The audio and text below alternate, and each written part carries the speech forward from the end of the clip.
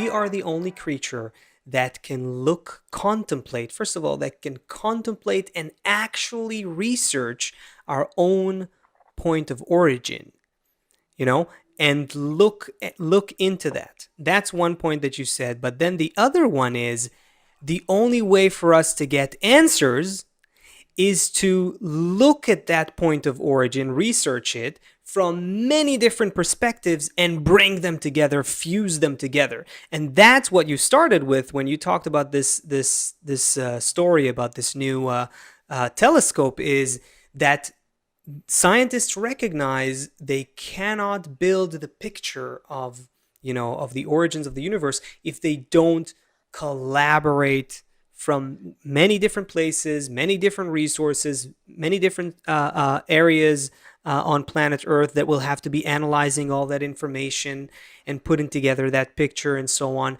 So this is a very interesting thing. Nature, as if broke us to pieces, but if we put the pieces back together, we can discover where we actually come from. That's beautiful. Chris Brighton Belmont is asking, we are the telescope to see this greater reality. So if we had the same desires, like you said earlier, we are this will to receive. If we had the same desires as an animal, as if anyone has a dog or a cat or a bird outside, right? Okay. You wouldn't discover all of these other parts of reality, because you would have no desire for anything more than eating, making a shelter, going to sleep, maybe playing for a few hours during the day. Right. Sure. So in us, as we develop towards a speaking degree, towards this next level, then, because we wouldn't be able to see these things that happened in the past, animals can't do that.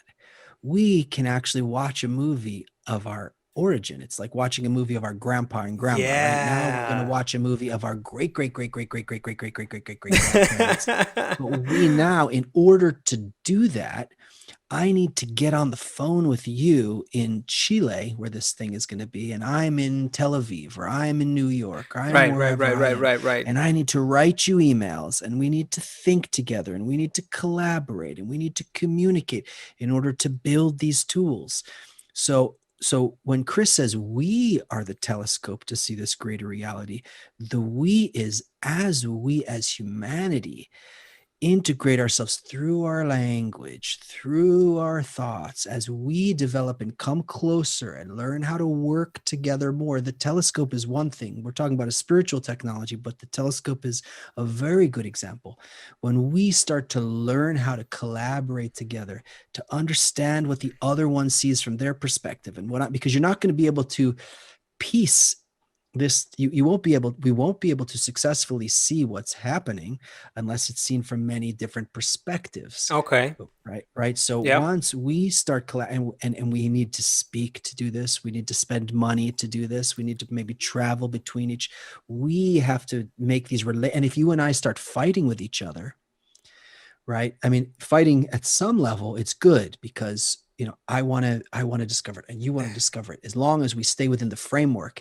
If we start fighting to the point that we, you know what, damn it, I'm done with this thing, and we separate, so then it's lost. So then progress cannot continue until we solve our communication issue. It's exactly that, because you have to be, even though the truth is that there's everyone out there, like in this telescope, like each person's pixel has to be there, each part of the telescope, like each mirror, each microchip, each lens.